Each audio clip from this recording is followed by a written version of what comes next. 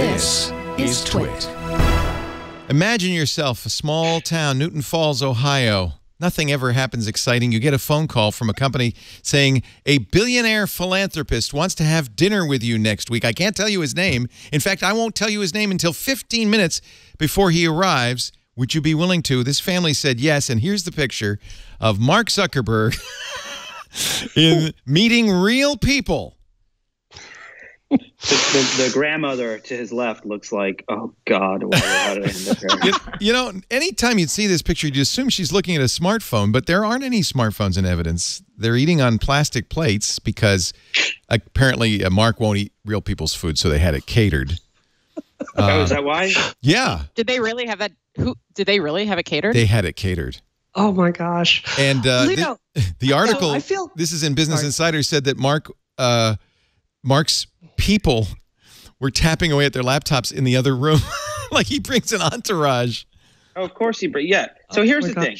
Okay, I want to ask the panel here. So I wrote a piece, I don't know, a few months ago, saying it sure as heck looks like Mark Zuckerberg's running for president, and there was some people that were like, absolutely, when you look at all these photos, and there were other people like, you're completely wrong. All of these photos, what is going on? Like, what is he doing? And don't tell me he's just going around the country meeting people, because if he was doing that, why would he be specifically said to this family, would you, if when the press calls you, and they will, please tell them I'm not running for president. So yeah, I don't think he's old enough to run for president, is he? Yes. No, so here's he could be when he in 2020. He turns 35 1 month before the filing deadline for 2020. I mean, I think it's possible. I think it's highly improbable. And really? No. Why is he doing this then? Why is he? I think he's maybe eventually doing that. They've got a massive press problem on their hands right now with fake news. And does this make people feel better about fake news to see Mark sitting at this table with catered food? I mean, really? So I think you're right, Amy. I think he's not running in this cycle. He's not running in 2020. Unlike, by there he is driving a tractor. Oh, please. Oh, please. I have to tell you, I feel like I have a special point of view on this because, you know, I'm out there. In fact, right before I got here, I'm out there in Hull, Massachusetts. You're doing Frank this. and I'm doing this. And the thought of inviting myself over to someone's house is so deeply uncomfortable. And if you want to meet people, this is a completely wrong, really weird way to go about it. Like, I have people that write me every week and I go, do you want to have coffee? And that's sitting down in private and talking. Yeah. It's not making it this weird media thing. And it's clear he brings photographers, lights. Look at this picture, really talking to a fire department. This looks so canned, phony, and staged. He doesn't. It looks like he's been green screened into this. Okay. The better question is though, so Brianna, you're asking people if they want to have coffee with you. Wouldn't Zuck just tell us we're going to have coffee with him through the miracles of AI and machine learning? And why bother going out into the real world when you have everybody's data at your fingertips? I think you're both right. I think. Can we wait? Hold on. Can we look at there's other evidence here pointing to a political campaign? So they updated their S1 filing with the SEC to note that if Mark Zuckerberg decides to run for office, that he could still remain CEO. Why would you put that in there if that didn't mean anything? They've been hiring people from the Obama campaign, on the foundation. There's just all these things that he's been doing, and these photos, it doesn't add up. There's people that have been telling me, oh well, it's just a PR push, but it's giving them more negative PR around this whole president thing. If the goal what the hell does he want to be president for, though? I mean, honestly. I have a theory. I don't know if it's president, because I do think that it's too small of a job for him. I wonder he wants to be emperor of the world? He wants to What's be emperor bigger of the than world? president of the United States? No, maybe he's going to try out for like governor or even mayor. Or I don't know, something to kind of, as a testing ground. But there's something going on. It's not there's just clearly something going on. I think, Amy, you're right. There is a question. In fact, many of our panelists have said this in the past. He's already got a he's a king maker. He doesn't need to be the king. Always better to be the king maker the Richelieu rather than, because then you have more power, frankly, the kingmaker.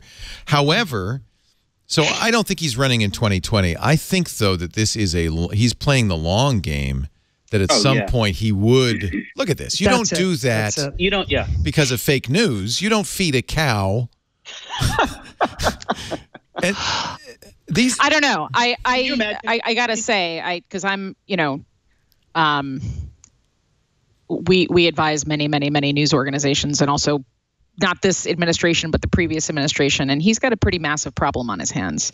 And if every news organization in our country, decided to cut off the tap, that would be a tremendous problem. Well, they're doing it, right? So, Instant Articles has lost the New York Times. They've lost the Washington Post.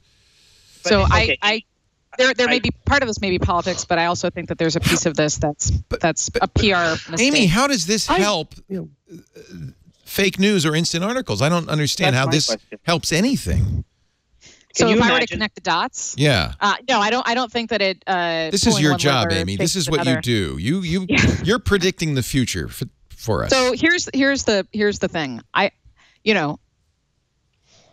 My hunch here is that we're also easily distracted, no matter how smart we are and how, prestigious our jobs might be. We get distracted over and over again. And my first career was as a journalist, so this is not about me, disliking journalists or anything like that. I just think we get distracted, and I think that that campaign, if whether it was for politics or for straight up, ingratiating Zuck and Facebook back into everybody's good graces, I think was a lot about likability. And I think that has a reverberating effect. I really do. I think you have to look at the big picture here, too. I mean, he recently gave away a huge portion of his wealth for, philanthropy worldwide. And, a lot of I know it's a little quirky there. I know it's quirky. But my point there is he's trying to, raise an international presence here. And when he has a positive view by the mass public, I think it enables him to, do a lot of things. Like if Facebook is trying to, work with local governments, that's a huge part of what they end up doing. So I see this as an overall political move meant to open many doors for him. And maybe he runs for president, maybe he doesn't, but it certainly makes a lot of the things Facebook wants to do just easier.